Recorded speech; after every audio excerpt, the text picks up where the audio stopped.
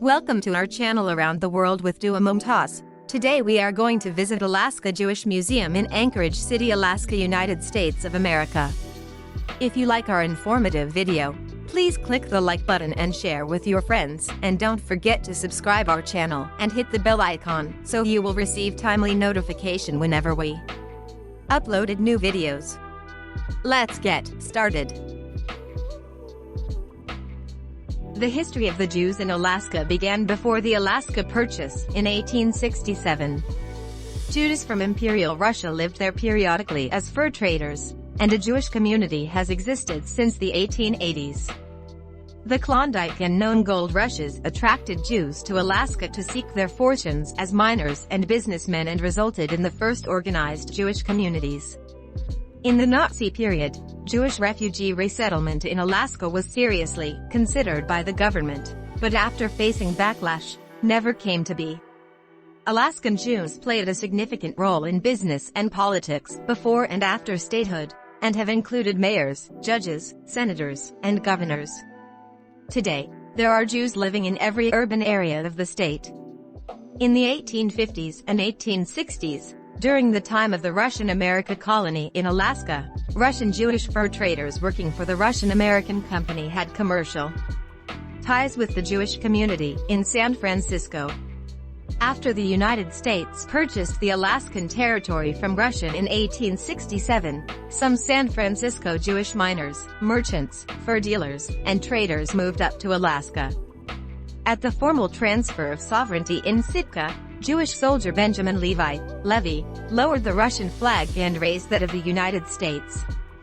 The following year, two Jews from San Francisco, Louis Sloss and Louis Gerstel, helped found the Alaska Commercial Company. In 1885, the first permanent Jewish settlers, Robert Gottstein and his wife, moved to Juneau. They were followed by their son Jacob, who settled in Anchorage soon after it was founded. Jacob established a successful business, which would later merge with cars, while his wife, Anna, a teacher, helped found Alaska's first parent-teacher association, PTA.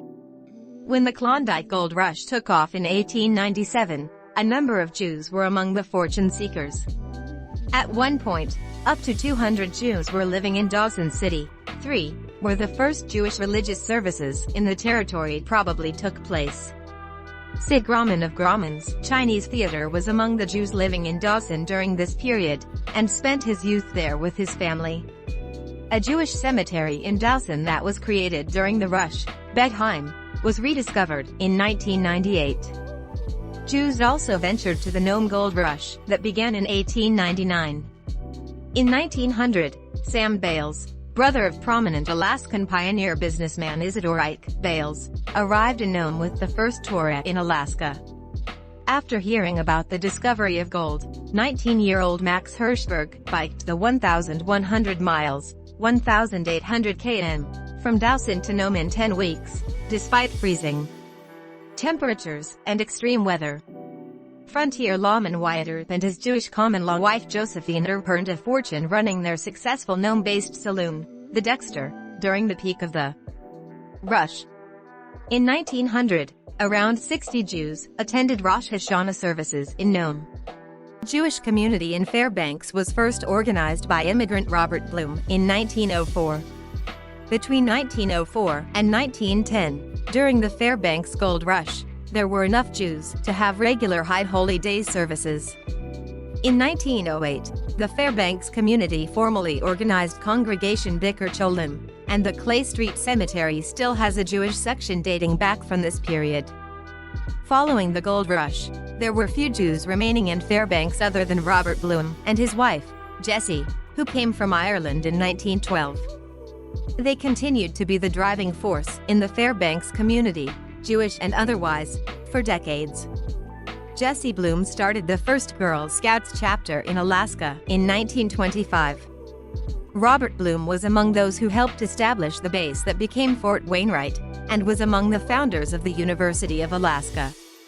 When World War II brought a number of Jewish GIs to the Fairbanks area, the Blooms acted as unofficial chaplains and opened their home to many service members. Leopold David became the first mayor of Anchorage after it was legally incorporated in 1920.